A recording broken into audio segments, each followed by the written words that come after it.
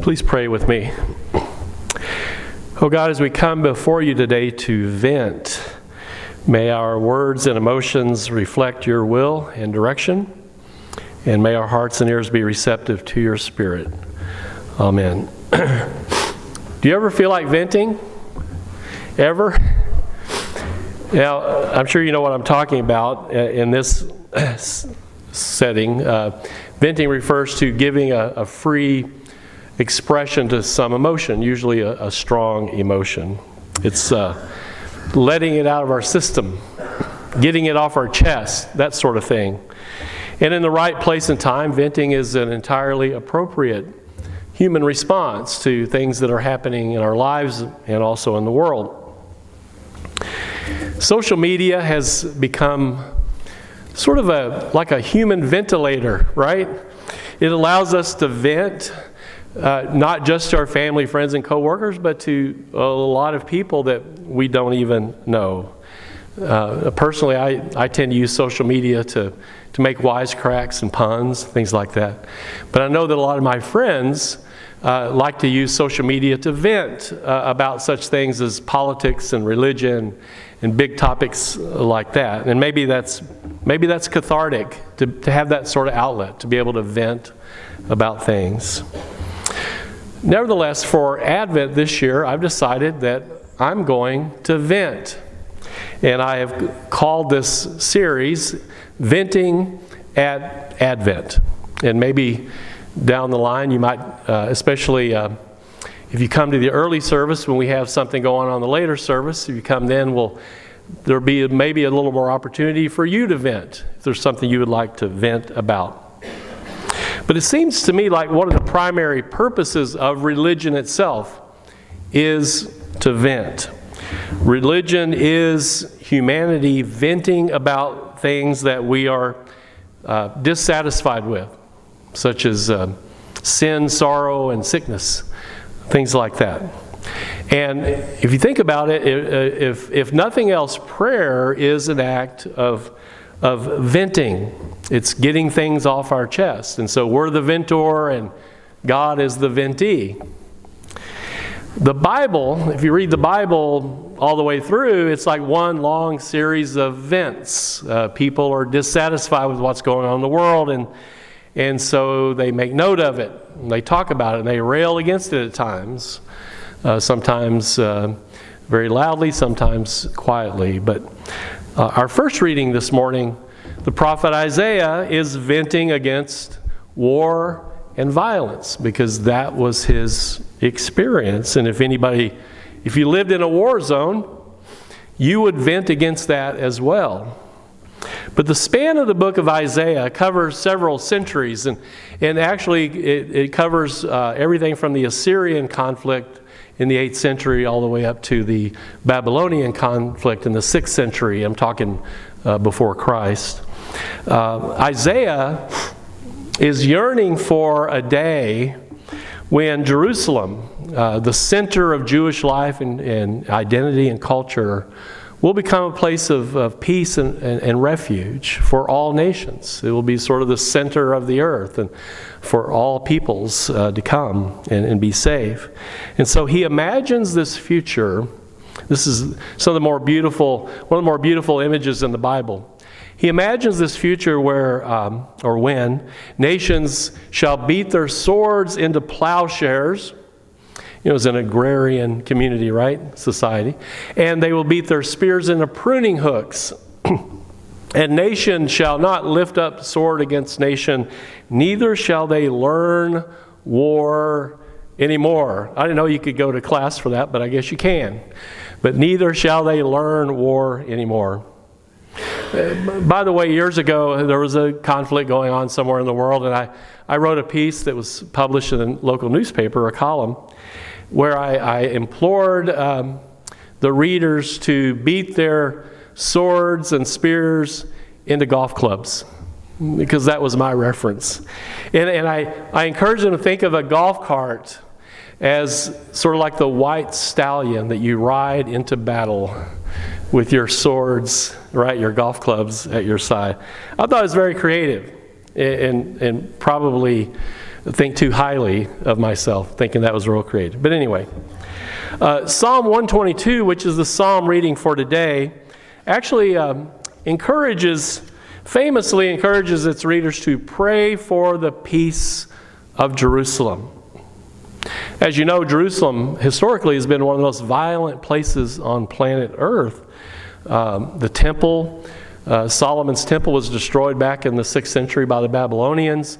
In 70 AD, the Romans came in and destroyed the second temple. Jesus refers to Jerusalem as a place where the prophets go to die. And of course, Jerusalem is the place where Jesus met his violent end on the cross. This is really ironic because in its name, Jerusalem contains the Hebrew word for peace, which is shalom. Jerusalem is a symbol then of humanity's failure to beat our swords into plowshares and our spears into pruning hooks or golf clubs, whatever you want to make them. But deeply embedded in the Judeo-Christian tradition is this constant drumbeat of venting against violence. Despite our track record, it's there.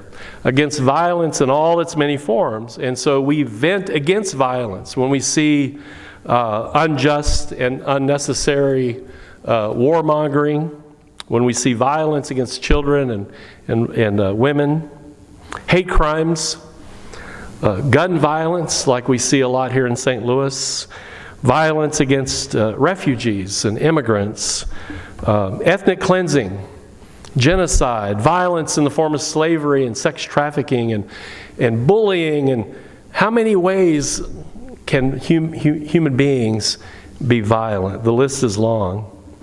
But to some extent, our constant venting against violence may actually be working. According to a book by Steve Pinker, and this is one of my go-to books, I refer to it a lot. It's called The Better Angels of Our Nature. According to his book and all the research he did, human violence has actually been diminishing in the last few centuries. We're actually becoming more peaceful, even though it's hard to imagine that because we watch the news every night, things that we see. But the statistics bear that out, that we're actually becoming more peaceful and less violent. But we still have a long way to go, do we not? In a few weeks, we will be celebrating the birth of the one we refer to as the Prince of Peace. And if we truly want peace, then we need to vent against those who refuse to fashion their weapons of war into plows of peace or putters or whatever. Another thing that the biblical writers that we read today, and by the way, every Sunday when I go through this series, I'm just going to point out the different things they're venting against. But a second thing that I see in our readings today is venting against spiritual laziness. Spiritual laziness. And we see this theme both in the reading from Romans and from Matthew's reading. Beginning with Romans, the Apostle Paul was a very effective venter. He loved to get things off his chest. He seemed to have at times sort of an angry tone to him as well. But in Romans chapter 13, he tells his Gentile readers to wake from sleep, to wake up, quit being lazy. He's frustrated because he feels like they've been spiritually lazy. Now, I'm going to be clear about something. I don't feel that way about you or anybody else that I've ever pastored. I've never felt like members of my congregations are or were spiritually lazy, at least not any more than I am. I don't judge people anyway by that sort of thing because for a while now I've just come to the conclusion that people get out of it what they put into it, and it's their prerogative to do that. But this first became a struggle for me to come to a conclusion about. Way back in the early 90s in my first parish, there was this elderly gentleman named John. He came to the church later in life because he married a lifelong member of that congregation. But he had spent most of his life in a Pentecostal setting. It was a very different setting. And he had a very difficult time assimilating to this rural, German, laid back, UCC, old ENR congregation. He just had a difficult time, you could tell. He was a terrific church member because he did everything that anyone asked him to do, and he would do more than that. In fact, he voluntarily mowed the grass around the parsonage and the church for us. He was a tremendous help. But unfortunately, he was constantly venting, about how spiritually lazy the other members of the congregation were. He would come into my office, sit on my couch, and say, nobody wants to do anything around here. I'm the only one that does anything, including his wife. They were all just lazy. And I remember coming to the conclusion that he was being a bit unfair because church membership and participation is a voluntary thing. No one's paying you to be here. In fact, most of you are paying to be here, right? Volunteers should never be criticized for laziness because some folks have more free time than others. Some people have other interests and so forth. You can't judge by people's level of participation, and I don't. But Paul wasn't just talking about laziness per se. Again, he was talking about spiritual laziness. And he said the problem with that is it leads to, he had used colorful language, works of darkness. And to combat the works of darkness, we need to put on an armor of light. He liked to speak in metaphors and all that. But that requires us, he says, to stay awake. You have to stay awake to combat the darkness. Kind of makes sense, right? Because in darkness you tend to sleep. So stay awake to combat the works of darkness. I said earlier that religion is humanity venting against things that we are dissatisfied with. Venting against the world when we see things we don't like. And spiritual darkness, however you define that, is really one of those things. And it comes in many forms. Now Paul, I guess he decided to vent one day when he was writing his letter to the Romans, and he mentioned a few of those things specifically. Reveling, don't know what that is.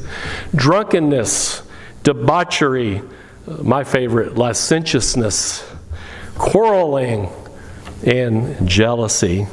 And we don't know who Paul might have been talking about, whether it was a particularly offensive individual in that congregation, or maybe he's just kind of describing some of the worst behaviors that he saw there. But he certainly felt the need to vent against what he considered to be spiritual laziness that leads to spiritual darkness.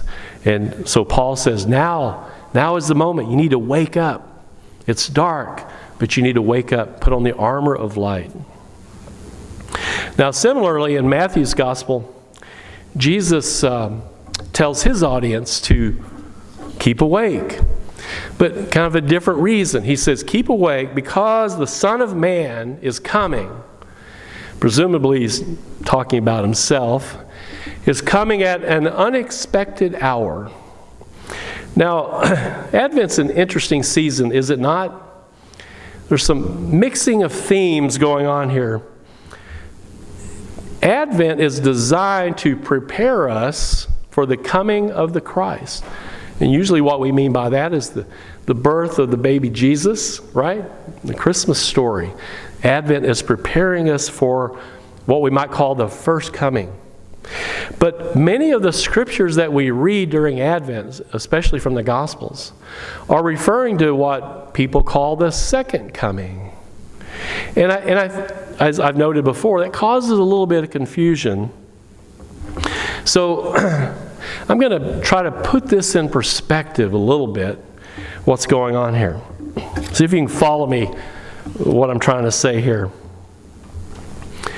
If religion is humanity venting against things that we are dissatisfied with, then yearning for a second coming. How many of you had a second helping at Thanksgiving? We want a second helping of what happened 2,000 years ago during the first coming. The first coming awakened us to what the world could be like. That gave us Jesus, and Jesus showed us how the world can be. That was the first coming. And so, yearning for a second coming is sort of like venting about the fact that He came, we saw, we believe, but there's still problems. And we need things to get better. We continue to be dissatisfied, so we want the world to change, if not end as we know it.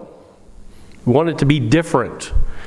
And so the second coming narrative then is, to me, it's like a safety valve.